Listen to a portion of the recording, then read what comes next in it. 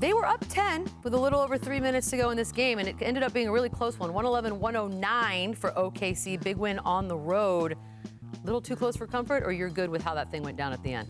I'm good with it. I mean, a win is a win. You can get a win on the road. They've been on a long road trip. Win is a win. They'll take it. Oklahoma City finds ways to grind these wins out, however they got to do it. Couple takeaways for me. OKC, we're always critical of how they close out basketball games. Yep. They did a good job of that tonight. Defense, their defense is just so good. You're talking about the number one scoring backcourt in the league with Portland. They usually average 48 points a game. They get 33 tonight. So you ended in OKC fashion on the defensive end, and we've been talking about this also a lot. Russell and his shooting and his field goal percentage. And we said before the show, Russell will be fine. He'll continue to fight through it, play through it. There was one shot that, to me, is his signature shot. Oh, yeah. That pull-up, hezzy mid-range jumper that he had going tonight.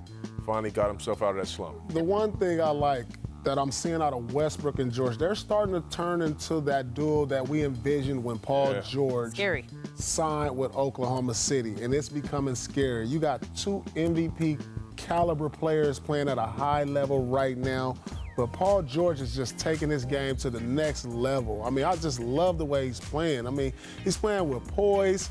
He's finding guys. He's doing it inside, outside. Of course, he can do it on the defensive end.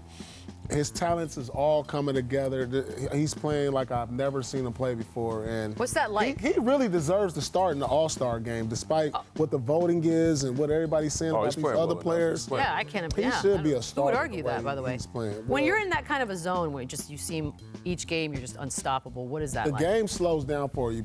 And what I mean by that is you see things before they happen. He comes down, he reads situations, he plays through them, and the ball just looks like the ocean to him. He's throwing it in there no matter how he shoots it or where he shoots it.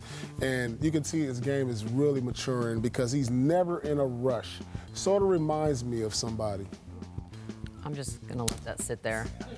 We're done? Like who? We're done? The show's over? Is his name Paul, too? Huh? Is that guy that reminds you of his name, Paul? Is there anybody who doesn't remind you of you?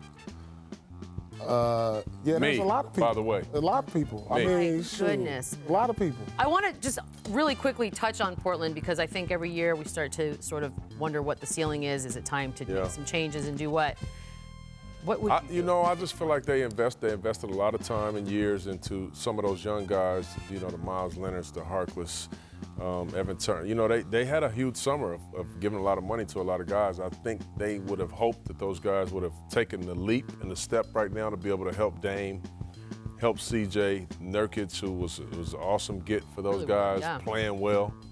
But they haven't paid off yet, Beats. They haven't paid off yet, and they need more. To me, they're built really kind of for the regular season. You don't want that.